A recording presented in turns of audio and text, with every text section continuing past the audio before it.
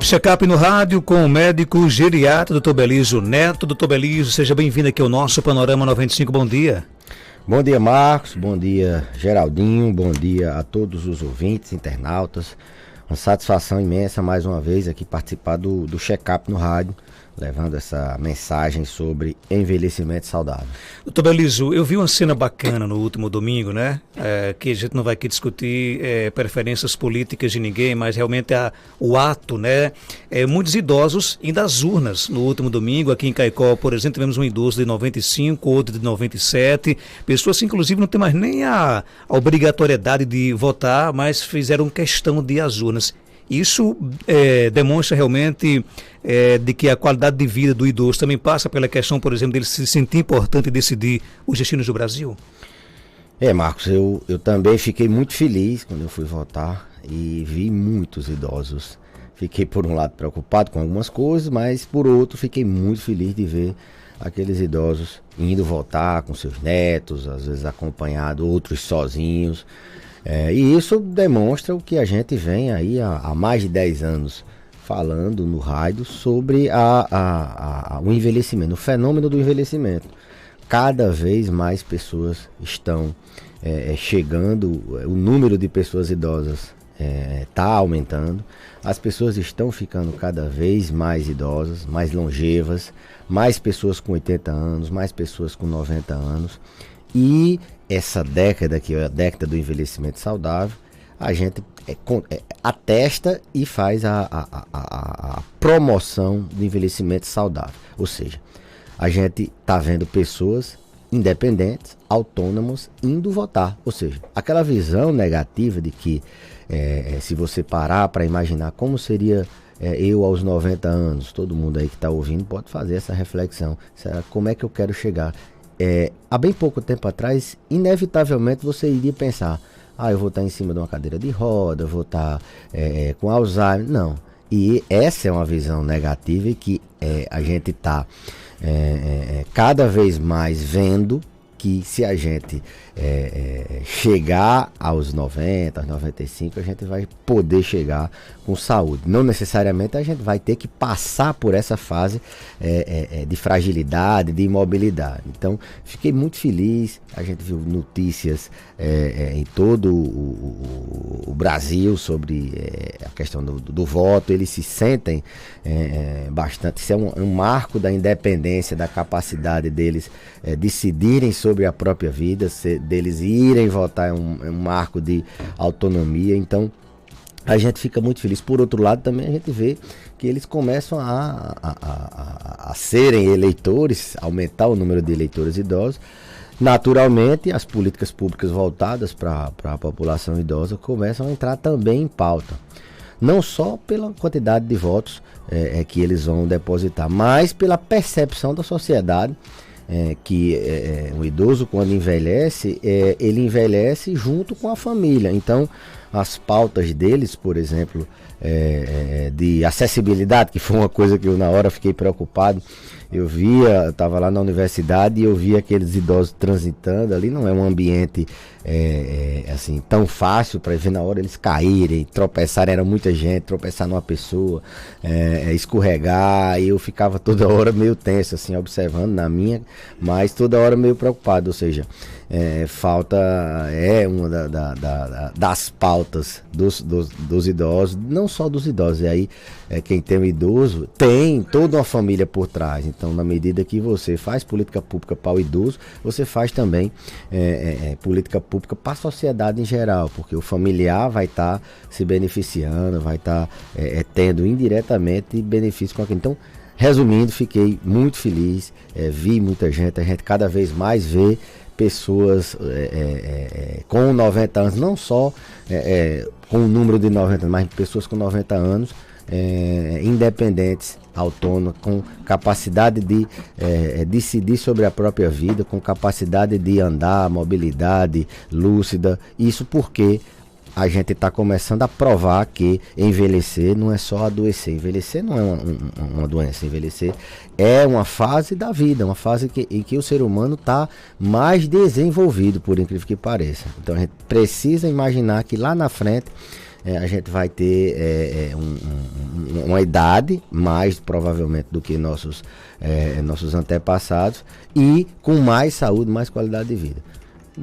Tem a questão das melhorias da saúde, mas também tem aquelas questões que dependem do próprio indivíduo, dele tomar a iniciativa desde quando, na meia-idade, já a começar no caminho, na rota da longevidade, do envelhecimento, de viver mais e viver com qualidade. E agora, por outro lado, puxa aí uma necessidade de melhorar essa questão da acessibilidade dos idosos aos locais de votação também, né? Assim, tem muitas questões, né, da hora de esperar, de um acesso a um copo d'água ali, de levarem uma hidratação, ou mesmo de ter lá a própria sinalização, a comunicação visual é deficitária. Isso dificulta para todo mundo, na verdade.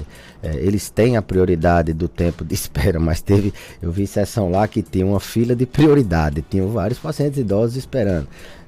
Então tem que ser repensado, principalmente numa eleição dessa que teve, demorava muito para votar, eram muitos candidatos, tem a questão da biometria, e o próprio idoso ele leva um tempo maior, via de regra, para votar. Então eu acho que do ponto de vista não só de acessibilidade, mas de vários outros aspectos para as pessoas com necessidades especiais, que é onde esse público se encaixa, né? Talvez criar locais de votação específicos assim, para eles, um local, não sei, seria uma ideia aí para os novos parlamentares poderem trabalhar.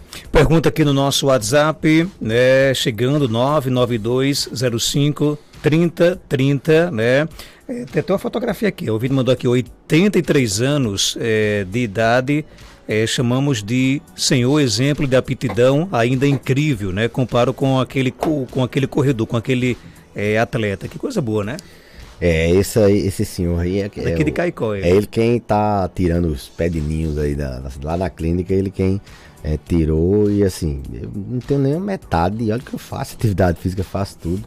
Ele é um senhor bem independente, tem aí mais de 80 anos, mas tem um peso bom, ele se mantém ativo, deve ter uma genética favorável. Então 80 anos não é sinal que a pessoa vai viver doente, dependente. Essa ideia deve ser modificada. A gente precisa trabalhar em busca de modificar essa percepção de que você vai chegar lá na velhice e você vai ser dependente, você vai ser demenciado, você vai ser cheio de doenças. Não. Se você cuidar, se você entrar nessa rota de envelhecimento saudável, se socializar, dormir bem, se alimentar bem, ir ao médico com regularidade, fazer os exames, por exemplo, no Outubro Rosa agora. Por que uma mulher chega a 90 anos com autonomia e independência? Porque ela faz exames de prevenção como a mamografia, e aí se detectar o câncer, vai detectar em fases precoces, e aí ela vai tratar, vai ficar curada e vai poder, se ela não fizer os exames, detectar precoce, ela vai ter a doença e as chances de sobreviver. É só um exemplo que a gente comenta, para você ver como é discreto as intervenções que a gente muitas vezes faz para que a pessoa possa entrar nessa rota de envelhecimento saudável. Falei da mamografia, mas pode ser uma coisa que não depende de exame. Uma orientação sobre um risco de queda, por exemplo, tratar um paciente de uma tontura, tratar um paciente de um déficit visual, e aí botar ele para fortalecer as pernas, os membros inferiores. E isso é uma intervenção que passa muitas vezes despercebida, mas que coloca ele numa rota de envelhecimento saudável. Ele diminui o risco de quedas automaticamente. Ele teoricamente, não vai fraturar e vai viver independente e autônomo. Uma fratura num paciente idoso, ela define muitas vezes essa rota. Ele entra numa outra rota de envelhecimento deletério, assim vamos dizer. Outra pergunta aqui chegando meu pai não quer sair de casa e sempre quando a gente convida ele para ir a algum lugar, de repente ele adoece. Pode ser psicológico? Sim, pode ser cultural. O que a gente tem que entender é que as vontades dos nossos pais, dos nossos avós, não são as mesmas vontades da gente. Os hábitos deles são diferentes, a maioria das vezes. Se seu pai nunca foi de sair de casa, nunca foi de gostar, então a gente precisa compreender, não necessariamente deixar ele no ócio sem se socializar, mas pensar uma outra forma diferente. Logicamente que se isso aconteceu nos últimos meses, anos, a gente tem que pensar assim numa depressão. O isolamento social é um sintoma de depressão no idoso, mesmo ele não chorando, mesmo ele não lamentando. O fato dele evitar se socializar, evitar de conversar, evitar de sair de casa, se ele tinha esse hábito, se ele gostava, era prazeroso para ele, e ele não tem esse hábito, ele pode sim estar sofrendo com um transtorno do humor, uma depressão, é um exemplo deles, e as consequências a gente já sabe da depressão. Ele começa a diminuir a quantidade de passos que ele dá por dia, a mobilidade, isso é uma cascata de que ele vai definhando, perdendo músculo, ele começa a alterar o sono, o apetite, tudo por causa da depressão. Começa a abandonar tratamentos para outras doenças, começa a não querer mais ir para o médico. Então o isolamento social passa despercebido, a depressão passa sem ser tratada, sem ser identificada, e gera todas, aí o paciente vai entrar numa rota de envelhecimento com fragilidade, aquela rota de envelhecimento com dependência, com sinais de falência em todos os aspectos dos sistemas e órgãos do indivíduo. Então, pode ser doença, pode ser um tipo de depressão, por exemplo, pode ser culturalmente os hábitos dele, ele não tem esse hábito de sair de casa. Para ele é muito melhor reunir a família dentro de casa no almoço, no jantar, ou para ele é melhor conversar com o vizinho. A forma de se socializar do indivíduo idoso, ela pode ser diferente. As famílias precisam compreender. Eu vejo muito isso, Marcos, quando a gente orienta a atividade física. A família, não, vou levar meu pai para hidroginástica, minha mãe nunca vestiu uma sunga, nunca vestiu um maiô, nunca entrou numa piscina. Isso, talvez, se for a única atividade, a gente talvez até tente melhorar para que ele possa ir. Mas se não, a gente tem que pensar outras alternativas. Tem que pensar em outros tipos de atividades. É um exemplo. Então, respeitar os hábitos, respeitar a cultura, respeitar algumas individualidades daquele indivíduo, desde que ele esteja sereno, lúcido, desde que ele esteja com as funções mentais preservadas. Do Beleza, um ouvinte aqui nossa está informando que tem 59 anos de idade, tem problemas de tireoide, e ela diz que não consegue dormir à noite, tem cansaço nas pernas e tem problemas aí com o sono. Ela quer saber se tem alguma relação com o problema da tireoide e o que é que ela deve fazer. Pode sim ter. A tireoide é um órgão, uma glândula que fica aqui na região do pescoço, na frente, né, perto da traqueia, e ela produz hormônios que têm receptores na maioria dos órgãos, ou seja, a tireoide, ela, quando está alterada, ou seja, o seu funcionamento está alterado, ela pode interferir em várias áreas do funcionamento do organismo. Ela pode dar, por exemplo, insônia, e ela pode dar sonolência. Quando ela está hiperfuncionando, produzindo muito hormônio, deixa o paciente mais acelerado, então o paciente tende a ter insônia. Quando ela está menos alterada, ou seja, aliás, quando ela está funcionando menos, produzindo menos hormônios, ela deixa o paciente mais sonolento, dormindo muito, sem disposição. Ela tem, como eu falei, receptores em diversos órgãos e sistemas, então pode dar muitos sintomas que muitas vezes não tem nenhuma relação, proximidade com o órgão. A gente até, os pacientes até não compreendem bem como é que essa tireoide está dando tudo isso. Mas sim, Geraldinho, a tireoide, ela tem uma função no nosso sono. Se ela está funcionando demais, dá insônia. Se ela está hipofuncionando, ou seja, o hipotireoidismo, ele dá sonolência. é uma das coisas para se investigar quando a gente está abordando um paciente com uma queixa de insônia, doenças na tireoide. Caso isso não esteja acontecendo, precisamos buscar outras causas de insônia ou transtorno ou outros transtornos do sono. Minha mãe tem 75 anos de idade e faz tratamento de depressão há muitos anos. Do nada entra em crise e depois de dias também sai dessa crise. Isso é normal? Não, o paciente que tem depressão, ele tem que estar sempre sendo, principalmente paciente idoso. Esse tipo de depressão é uma depressão que não é específica do idoso, da terceira idade. A depressão de início tardio, ou seja, aquela depressão que o paciente só teve após os 60 anos, ele nunca teve em outras fases da vida, elas são mais difíceis de ser tratadas e dificilmente a gente consegue desmamar o tratamento para que ele fique sem tomar medicamento ou sem um outro tratamento. São depressões um pouco diferentes, é aquela depressão de início tardio. Quando o paciente já tem depressão em outras fases da vida, ele pode sim, principalmente se elas foram subtratadas ou se elas não tiveram um tratamento adequado, ele pode sim ter esses episódios depressivos, assim, entre crises de pouca duração, né?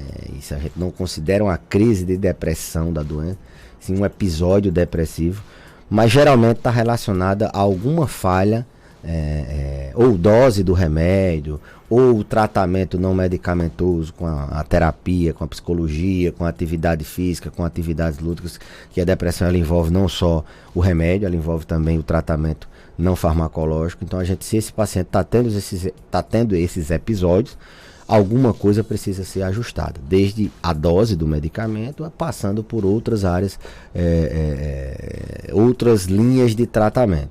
Além de fatores estressores, é muito comum o idoso ter fatores estressores novos, perder um amigo, um ente querido, recentemente perdeu um amigo, perdeu um irmão, eles têm mais pessoas próximas que estão na proximidade da morte, ou perdeu a esposa ou o esposo, se ele está com alguma doença ali em curso, precisando ainda de algum ajuste, isso reflete na saúde mental deles. É um paciente, por exemplo, que está com dor, fez uma crise de dor, fraturou, então ele pode estar tendo essas crises por outros fatores, não só porque o tratamento esteja falhando em algum ponto, mas fatores estressores novos, como eu falei, luto, como eu falei, doenças crônicas que estão descompensadas, até mesmo fatores estressores sociais da família, um neto que adoeceu, lembrem que o idoso ele está na ponta na pirâmide, ele é o ápice, né? Então tem toda uma estrutura familiar abaixo dele que ele finda se preocupando, tendo toda uma preocupação com a família toda. Então pode ser um fator estressor novo que está fazendo com que essas crises, esses episódios depressivos estejam aí aparecendo com mais frequência. Tenho 40 anos, sinto tonturas fortes e as panturrilhas ficam fracas. Não sei se dá grande quantidade de remédios ou não, mas ainda estou lúcido. É um forte candidato a ter problemas na velhice? 40 anos? 40 anos. Não é que seja um forte candidato. Ele tem, assim, que controlar essas doenças, né?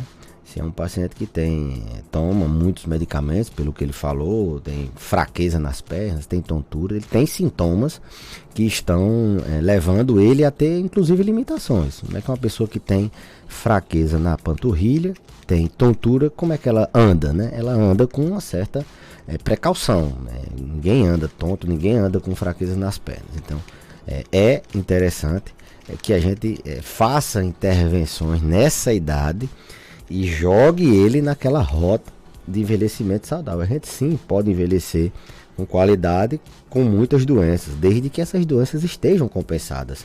Se você toma o medicamento certinho, faz o tratamento que não depende de medicamento certinho, você vive como uma pessoa normal. Lógico que com sua doença, com suas restrições ou com suas limitações, mas você tende a envelhecer de uma maneira melhor do que se você mantiver esses sintomas, essas doenças descontroladas. Então, a recomendação é de intervir, ver o que é que está acontecendo nessa panturrilha, ver o que é que está acontecendo, qual é o tipo de tontura, tratar essa tontura, checar que medicamentos são esses que ele está tomando, se são medicamentos se ele se automedica ou se são várias especialidades que estão medicando o mesmo paciente, e às vezes os remédios fazem interações e as especialidades não conversam entre si. Essa é uma boa idade para a gente poder tirar ele dessa rota de envelhecimento com doença, com esse envelhecimento com risco de fragilidade. Doutor Belísio, eu tenho 59 anos, estou ficando esquecida, é bom fazer uma consulta, começar um tratamento? Sem dúvida, assim, o medo, ou mesmo o preconceito, eu não queria usar essa palavra de preconceito, mas assim, a aversão, a palavra geriatra remete eu tô velho. Então isso muitas vezes as pessoas entendem de maneira depreciativa, entendem como uma espécie de eita, agora eu já não tenho mais a mesma assim, vitalidade de antes. É um sinônimo de negativo que a gente precisa modificar. Estou com 50 anos, eu estou evoluindo no meu desenvolvimento, agora eu vou lutar para que eu possa viver com qualidade na velhice. Então, essa ideia de que a gente tem de só ir ao geriatra quando tiver 90 é complicada, porque as pessoas quando chegam, já chegam com muitas comorbidades. Muitas vezes a gente tem que ajustar tudo. Lógico que a geriatria cuida desse paciente com muitas doenças ao mesmo tempo, numa mesma pessoa, e no indivíduo que funciona já há 90 anos envelhecido, 80 anos envelhecido. A gente tem a gente é treinado para isso. Mas a gente também é treinado para orientar esse paciente antes de chegar aos 90 ou 80, ele caminhar na rota do envelhecimento com saúde. Então é sim uma boa idade para se começar a não só ir ao geriatra, mas é uma boa idade para se repensar, se escrever num papel como é que eu quero chegar aos 80, aos 90, será que eu quero chegar dessa ou daquela forma? Escrever, planejar e colocar em prática. Então é uma boa idade para que a gente, mesmo assintomático, a gente não está falando de outubro rosa agora nesse mês, então não é que a pessoa que tem um sintoma na mama que ela vai fazer ela vai fazer a mamografia se ela está sem sintoma. Então a forma de se buscar um envelhecimento com qualidade é você buscar no tempo certo e buscar quando você estiver bem. Eu estou falando assim, idades mais jovens, 40, 50 anos, é fazer o famoso check-up.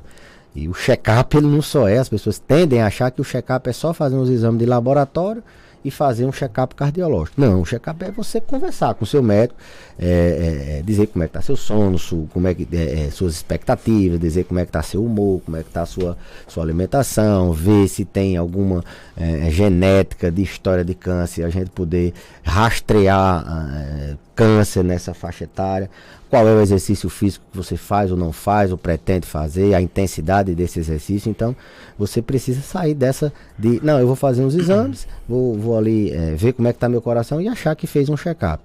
E esquecer da mente, esquecer do câncer, esquecer das dores, esquecer de outras doenças. Então, é uma boa idade para que você possa começar a se preocupar como é que você quer estar aos 90, 100, se você quer estar indo votar lúcido e com a capacidade de ir e voltar. Obrigado, doutor Belísio, por sua participação. Até terça-feira, se Deus quiser. Eu que agradeço, Marcos, e até a próxima terça-feira, se Deus quiser. 8h32, vamos ficando por aqui. Tenham todos uma